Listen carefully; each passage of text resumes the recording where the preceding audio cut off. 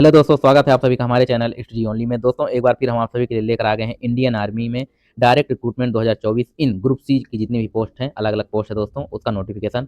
इसके बारे में दोस्तों हम फुल डिटेल में बात करेंगे, जैसे कि इसमें क्या क्या पोस्ट रखी गई है और किस पोस्ट के लिए क्या क्वालिफिकेशन रखी गई है, पर्टिकुलर किस पोस्ट के लिए क्या आपकी एज लिमिट रखी गई है, इसका एग्जाम सिलेबस क्या होगा, जॉब प्रोफाइल आपकी क्या रहेगी, इसका फॉर्म कैसे आपको अप्लाई करना है, फॉर्म की फीस कितनी रखी गई है, ये सारी जानकारी हम आपको इस वीडियो में स्टेप बाय स्टेप बताएंगे। बस आप लोग हमारे साथ वीडियो के अंत तक बने रहिए। और हाँ दोस्तों, अगर आप हमारे चैनल पर नए हैं तो चैनल को सब्सक्राइब और वीडियो को लाइक जरूर कर लीजिए, क्योंकि हम आप लोग के लिए ऐसे ही गवर्नमेंट जॉब से रिलेटेड अपडेटेड वीडियो लेकर आते रहते हैं। तो आइए दोस्तों, स्टार्ट करते हैं आज का वीडियो। तो दोस्तों सबसे पहले हम इसका फुल नोटिफिकेशन देख लेते हैं, जो कि जारी किया गया है। Direct general of electronics and mechanical engineers direct recruitment in group C post in the corps of electronics and mechanical engineers. और दोस्तों यह जो एप्लीकेशन है, यह इनवाइट किया जा रहा है for direct recruitment of Indian nationals for the under mention post at the address mention against each post. यानी दोस्तों सभी पोस्ट के लिए अलग अलग एड्रेस दिया गया है। तो कहाँ से कितनी पोस्ट है, ये सारी जानकारियां नीचे दी गई है कैटेगरी वाइज। ये देखिए यहाँ, जैसे यूनिट, तो इसमें दोस्तों पोस्टल एड्रेस, यानी आपको फॉर्म अप्लाई करते वक्त आपको फॉर्म अप्लाई करने के बाद आपको कहाँ भेजना है, तो वो जो एड्रेस दिया गया है, तो ये देखिए इस साइड पोस्ट और साथ ही एड्रेस दिया गया है।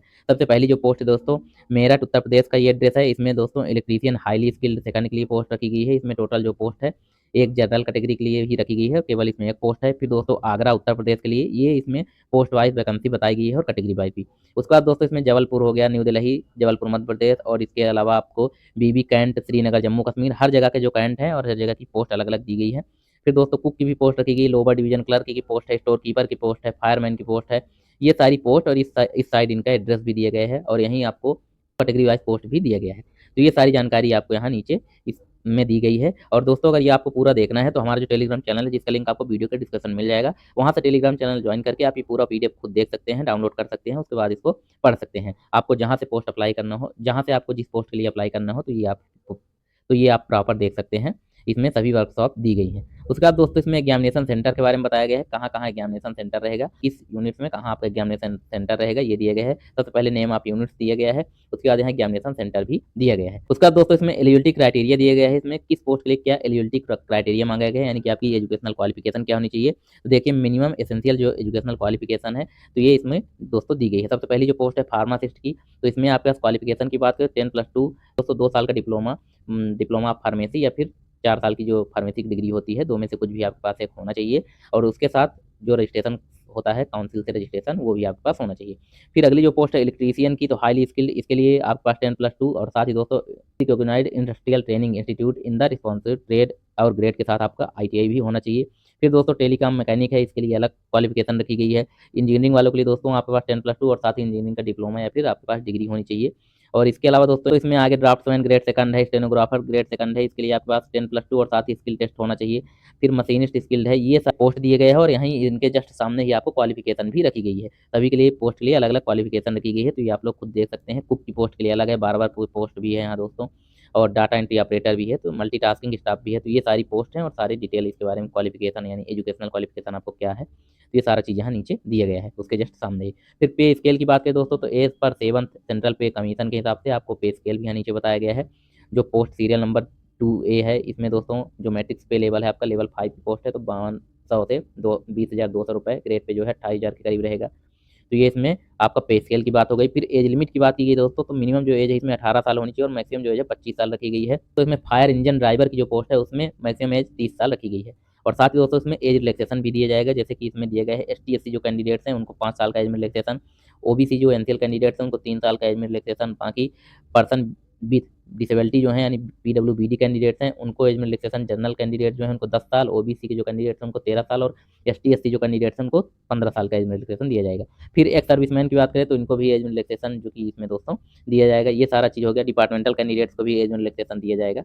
ये सारी जानकारी यहाँ नीचे बता दी गई है। उसके बाद दोस्तों इसमें आपको बताया गया है for foreman fire engine driver only जो पोस्ट है, इसके लिए आपके पास जो फिजिकल मेजरमेंट्स फिटनेस टेस्ट है ये भी होगा, ठीक है। इसमें मिनिमम जो फिजिकल मेजरमेंट है दोस्तों, तो आपकी हाइट जो विदाउट शूज है 165 सेंटीमीटर होनी चाहिए, और साथ ही दोस्तों 2.5 centimetre height shall be allowed for members of schedule tribe, यानी जो ST कैंडिडेट्स हैं उनको 2.5 सेंटीमीटर, इसमें 165 में 2.5 सेंटीमीटर कम भी रहेगी तो भी उनको ले लिया जाएगा। फिर चेस्ट की बात करें तो 81.5 सेंटीमीटर होना चाहिए। ये दोस्तों जब आप फुलाएं नहीं उसके पहले का है, और फुलाने के बाद आपका जो चेस्ट है वो 85 सेंटीमीटर होना चाहिए।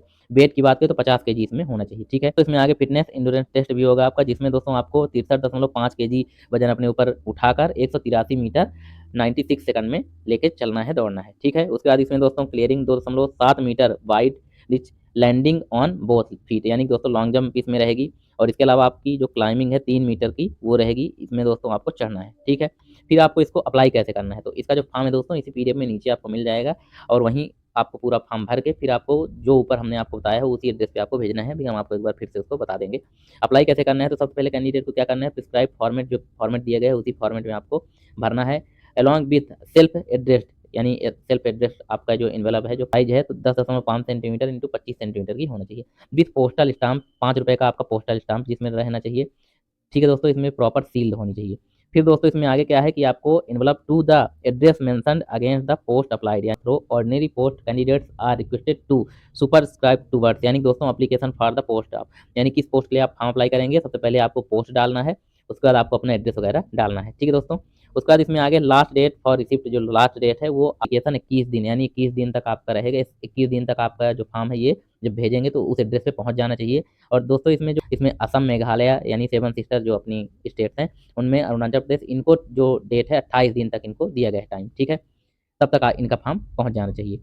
उसका दोस्तों इसमें आगे दिया candidates are allowed to apply only for on trade at one location, यानी कि दोस्तों इसमें केवल अगर किसी एक ट्रेड से या किसी एक लोकेशन के लिए आप फॉर्म अप्लाई कर सकते हैं, 2-3 जगह से आप फॉर्म अप्लाई नहीं कर सकते हैं, नहीं तो आपका फॉर्म रिजेक्ट कर दिया जाएगा।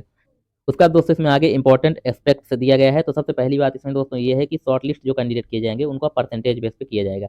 जैसे कि जितने लोग का फॉर्म जाएगा उसमें इनके पास जाएंगे दोस्तों, तो इनके ऊपर डिपेंड है, ये 75% प्लस वालों को बुलाते हैं या 80% प्लस वालों को बुलाते हैं, वो इनके ऊपर डिपेंड है, ठीक है। और उनको बुलाएंगे, उनका एग्जाम टेस्ट लिया जाएगा। जिन कैंडिडेट्स को बुलाएंगे उनका फिर जो है वो एमआर सीट वाला ऑफलाइन ही टेस्ट लिया जाएगा, और टेस्ट लेने के बाद फिर आपको शॉर्ट लिस्ट किया जाएगा। ये इसका सिलेक्शन का प्रोसेस है दोस्तों। और साथ ही दोस्तों इसमें आगे admit card will not be issued in case of rejection, यानी किसी को अगर रिजेक्ट कर दिया जाता है तो उनका एडमिट कार्ड वगैरह नहीं आएगा। तो जिन लोगों का एडमिट कार्ड नहीं आएगा वो समझ लीजिए कि आप रिजेक्ट हो गए हैं, ऑलरेडी परसेंटेज आपका कम रहा होगा। और जिन लोग का एडमिट कार्ड आ जाएगा उनको जाके एग्जाम देना है। फिर दोस्तों यहाँ नीचे आपको एग्जाम के बारे में बताया गया, एग्जामिनेशन क्या क्या आपका सिलेबस क्या क्या दिया जाएगा, तो ये सारी चीज़ यहाँ नीचे दी गई है। इसके बारे में हम देख लेते हैं। एग्जामिनेशन की बात करें तो इसमें आपका 150 नंबर का टेस्ट होगा, जिसमें माइनस मार्किंग भी रहेगी। फिर दोस्तों इसमें आगे दिया गया है कि आपका जो पेपर है सब्जेक्ट इसमें क्या क्या रहेगा, तो ये नीचे हम देख लेते हैं। सब्जेक्ट की बात करें पार्ट 1 जनरल इंटेलिजेंस रीजनिंग, तो पार्ट 1 जो है रीजनिंग के 25 क्वेश्चन रहेंगे 25 नंबर के, जनरल अवेयरनेस के 25 क्वेश्चन रहेंगे 25 नंबर के। फिर दोस्तों जनरल इंग्लिश रहेगी 25 क्वेश्चन 25 नंबर के, न्यूमेरिकल एप्टीट्यूड यानी मैथ्स की बात करें तो 25 क्वेश्चन रहेंगे 25 नंबर के। जिस बेस फॉर्म अप्लाई करेंगे तो उनका ट्रेड वाइज भी पेपर होगा, तो उनका जो है सब्जेक्टिव ट्रेड स्पेसिफिक भी क्वेश्चन आएंगे, तो 50 क्वेश्चन 50 नंबर के रहेंगे, टोटल 150 का क्वेश्चन रहेगा, टोटल जो है पूर्णांक 150 का रहेगा और 150 का नंबर भी रहेगा। फिर इसमें आगे दोस्तों question paper for the post store keeper lower division clerk और स्टेनोग्राफर ग्रेड सेकंड की जो पोस्ट है इसके लिए आपका जो सब्जेक्ट है, तो दोस्तों इसमें 4 पार्ट हैं, जिसमें दोस्तों रीजनिंग और जनरल अवेयरनेस, इंग्लिश और मैथ। इंटेलिजेंस यानी रीजनिंग की बात की 25 क्वेश्चन रहेंगे, वहीं पार्ट 2 जनरल अवेयरनेस में 25 क्वेश्चन रहेंगे, और दोस्तों इंग्लिश और मैथ की बात करें तो यहाँ 50-50 क्वेश्चन रहेंगे 50-50 नंबर के, टोटल 150 क्वेश्चन रहेंगे 150 नंबर के, ठीक है दोस्तों। उसके बाद फिर दोस्तों अगली जो पोस्ट रखी गई है, पोस्ट कुक की, बार्बर की, और दोस्तों नाई यानी वाशरमैन, मल्टीटास्किंग स्टाफ, ट्रेड्समैन, इनकी जो पोस्ट है इसके लिए अगर हम देखें तो टोटल जो इसमें भी क्वेश्चन रहेंगे 150 ही रहेंगे। यहाँ रीजनिंग के क्वेश्चन 50 हो जाएंगे, जनरल अवेयरनेस के क्वेश्चन 50 हो जाएंगे, और जनरल इंग्लिश और मैथ के जो क्वेश्चन है 25-25 रख दिए जाएंगे, ठीक है दोस्तों।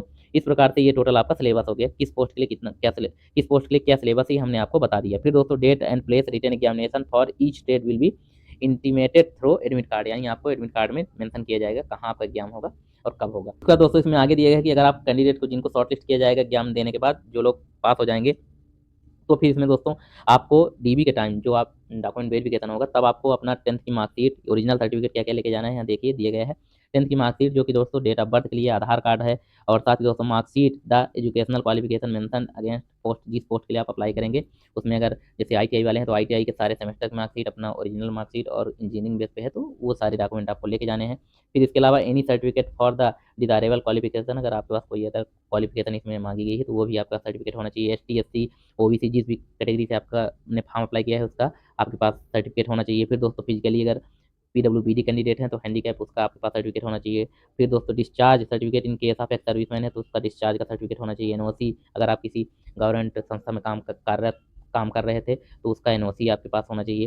फिर एड्रेस प्रूफ के लिए पासपोर्ट या ration card, voter ID, driving licence, इनमें से कोई एक डॉक्यूमेंट आपके पास होना चाहिए। दिए गए हैं सब चीज़ के फॉर्मेट यहाँ नीचे दिए गए हैं, इसको आप देख सकते हैं। और अगर फॉर्म की बात करें तो आपका जो फॉर्म है ऑफिशियल, तो ये देखिए नीचे आपको ये फॉर्म मिल जाएगा। एप्लीकेशन फॉर्म की बात कर रहे हैं तो ये देखिए सबसे पहले यहाँ आपको पासपोर्ट साइज फोटो लगानी है। फिर आपको किस पोस्ट के लिए, यहाँ पोस्ट यूनिट कहाँ के लिए, किस यूनिट के लिए, तो ये डिटेल मेंशन करना है। नेम अपना फुल डिटेल में यानी अपना पूरा नाम आपको ब्लॉक लेटर में यानी कैपिटल लेटर में भरना है, सारी चीज़ आपको कैपिटल लेटर में भरना है। फिर father, husband name, mother name, ये सारी जानकारी आपको इसे फिल करके फिर आपको दोस्तों ये पूरा फुलफिल करने के बाद आपको जिस भी यूनिट से आप फॉर्म अप्लाई करेंगे उस यूनिट पे आपको एड्रेस पे भेजना है, ठीक है। ये देखिए यहाँ सभी एड्रेस दिया गया है, जो सभी यूनिट्स हैं उनका एड्रेस दिया गया है। जैसे मान लीजिए जबलपुर मध्य प्रदेश से है तो यहाँ quality control engineer base workshop group quality 506 army base workshop EME Jabalpur Madhya Pradesh address. और यहाँ दोस्तों का पिन कोड 482001 ये एड्रेस है। इस प्रकार से सभी यूनिट्स का अपना अलग अलग एड्रेस दिया गया है। तो आप जहाँ से भी इच्छुक हैं वहाँ से फॉर्म अप्लाई कर सकते हैं, जहाँ को ईजी पड़े वहाँ से आप फॉर्म अप्लाई कर सकते हैं। उसके बाद परसेंटेज अगर आपका अच्छा है तो आप लोग फॉर्म ज़रूर अप्लाई कर लीजिए। और इसका जो एग्जाम का सिलेबस है वो हमने आपको बता दिया। फिर भी अगर दोस्तों अगर आपको इसमें कुछ डाउट आता है तो आप लोग हमसे कमेंट बॉक्स में पूछ सकते हैं, या फिर आप लोग हमारे टेलीग्राम चैनल से जुड़कर वहाँ हमको पर्सनल मैसेज भी कर सकते हैं। तो दोस्तों अगर हमारे द्वारा दी गई जानकारी आपको अच्छी लगी तो हमारे चैनल को सब्सक्राइब, वीडियो को लाइक जरूर कर लीजिए, क्योंकि हम आप लोग के लिए ऐसे ही जॉब से रिलेटेड अपडेटेड वीडियो लेकर आते रहते हैं। तो मिलते हैं दोस्तों नेक्स्ट वीडियो में, तब तक के लिए धन्यवाद।